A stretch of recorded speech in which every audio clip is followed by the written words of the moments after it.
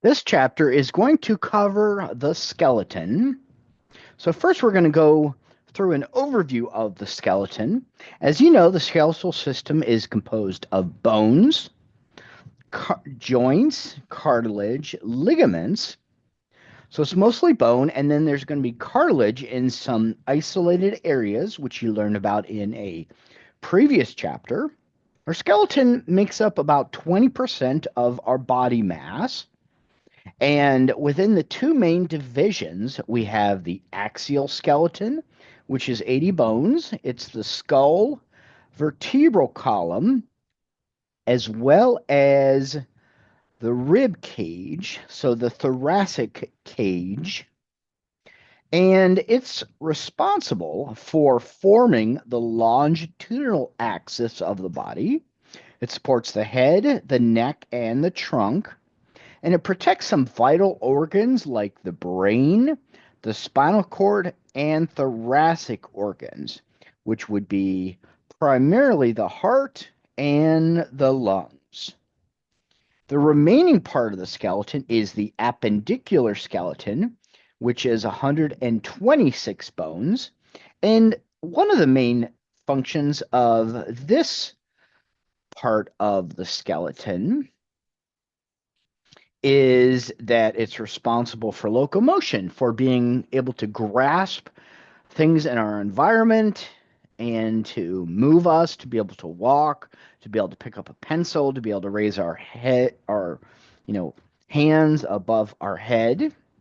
So in this first figure here, we see the human skeleton, and it does a nice job of having the axial skeleton in a light green color, which makes up the skull, the vertebral column, which goes all the way from the cervical to thoracic to lumbar to sacrum. And then the thoracic cage, which has the ribs, sternum, and then those thoracic vertebrae for a grand total of 80 bones. And then a grand total of 206 bones for the entire skeleton.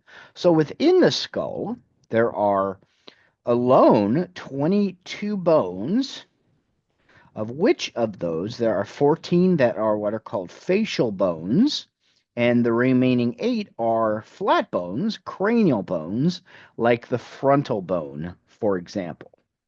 So the cranium, facial bone, rib, sternum, would all be parts of the axial skeleton. Everything else is the appendicular skeleton. So I'm going to use another color for the appendicular skeleton. So it would include the beginning with the girdles, which girdles, their main responsibility is to hold up a structure. In this case, they're holding up the limbs. The pectoral girdle would include these two bones, the clavicle, as well as the scapula. Then for the rest of the upper limb, we have the humerus, the radius and ulna for the upper limb. And you can see the bones of the pectoral girdle, the scapula, and the clavicle also shown.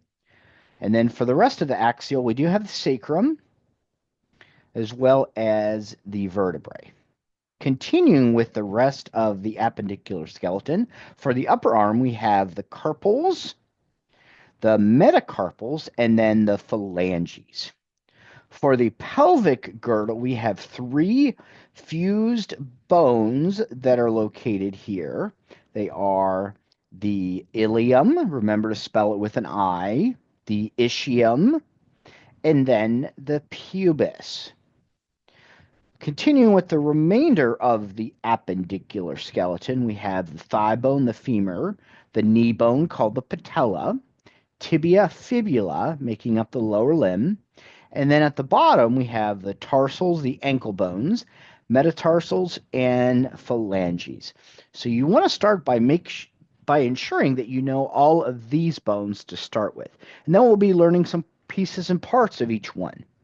So we're going to go through the axial skeleton for the first half of this chapter, and then the appendicular skeleton. So the skull, remember, has 22 bones. It's the most complex bony structure in the body, and it's formed by two sets of bones. It has 8 flat bones, which are the cranium, and the cranium has bones like the frontal bone, parietal bone, temporal bone, occipital bone. Then we have the facial bones, which form the framework of the face, provide openings for air and passage, secure teeth, and those facial bones include 14 bones. So the joints within the skeleton or within the skull predominantly are what are called sutures. These are immovable joints. We see an example of one up here called the squamous suture, the coronal suture, the lambdoid suture.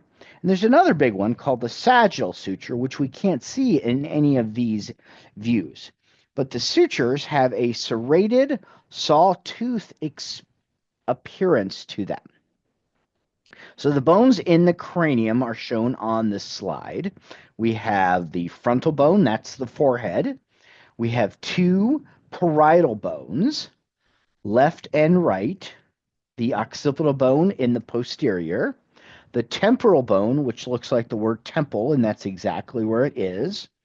There's one called the sphenoid bone, which is an interesting bone. We refer to this as the keystone of the skull because it is going to touch all sides, all bones within the skull. And then we have another square-shaped bone called the ethmoid bone, which is kind of like a square, and it's at the top of the nose. So we're going to go through some of these specific cranial bones here. The frontal bone is this shell-shaped bone that forms the anterior portion of the cranium, and it has a couple important parts on it. As far as these individual parts that you need to know, you need to check with your lab instructor to see which ones you're actually responsible for. But there is a foramen, which is just superior to the orbit, called the supraorbital foramen. And the frontal sinuses are also located. Remember, a sinus is a hollow opening within a bone. Then the parietal bones are located just posterior to the frontal bone. And there are 4 sutures to make sure you know. So on the test, I could ask you which suture is between the parietal bones and the frontal bone. I could ask you which suture is between the right and left parietal bones, which suture is between the parietal bones and the occipital bone, or which suture is between the parietal and temporal bones. That would be the squamous or the squamosal suture. Other bones in the cranium include the occipital bone. This is going to be the very posterior most region of the cranium, and it articulates with the parietal, temporal, and sphenoid bones. It has a large hole called the foramen magnum. I pretty much guarantee that you will need to know that one for your lab. And it is a hole through which the spinal cord travels through. And on both sides of the foramen are structures called the occipital condyles that articulate with C1, which is actually called the atlas. So we'll get to the vertebrae in a little bit. It also has a protrusion called the foramen magnum. And then the temporal lobe are paired bones that have the mastoid and styloid processes, as well as the zygomatic process, which articulates with the zygomatic bone to form the zygomatic arch and the mandibular fossa, part of the temporal mandibular joint. And then finally, there's the external acoustic meatus, which is the external ear canal.